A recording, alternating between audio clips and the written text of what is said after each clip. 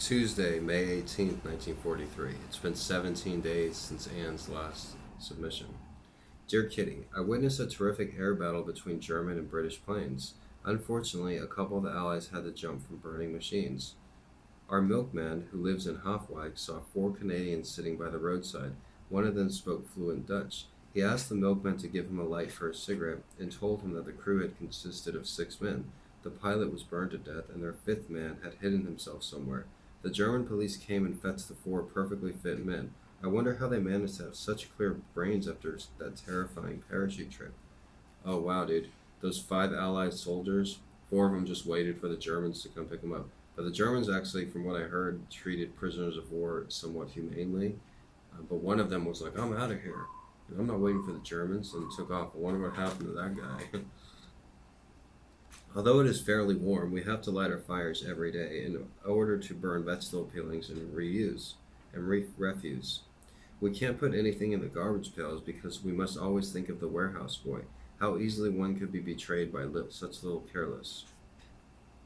All students who wish either to get their degrees this year or continue their studies are compelled to sign that they are in sympathy with the Germans and approve of the new order. 80% have refused to go against their conscience. Naturally, they had to bear the consequences. All the students who did not sign had to go to a labor camp in Germany. What will be left of the youth of the country if they have all gone and done hard labor in Germany? Mommy shut the window last night because of all the banging. I was in Pim's bed. Suddenly, Mrs. Van Daan jumped out of bed above us, just as if Moshi had bitten her. A loud clap followed immediately. It sounded just as if an incendiary bomb had fallen beside my bed. I shrieked out, Light, light! Pim, turn on the light. I expected nothing less than to see the room ablaze with a few minutes. Nothing happened. We all hurried upstairs to see what was going on. Mr. and Mrs. Van Daan had seen a red glow through the open window. He thought that there was a fire in the neighborhood, and she thought that our house had caught fire. When the clap came, Mrs. Van Daan was already on her feet with her knees knocking, but nothing more happened, and we all crept back into our beds. Before a quarter of an hour had passed and shooting started up again, Mrs. Van Daan sat bolt upright at once and then went downstairs to Mr. Dussel's room, seeking there the rest where she could not find with her spouse. Dussel received her with words, Come into my bed, my child, which sent us off into uncontrollable laughter. The gunfire troubled us no longer. Our fear was banished. Yours, Anne. Mrs. Van Daan left her husband's bed and went and crawled into the dentist's bed, Mr. Dussel.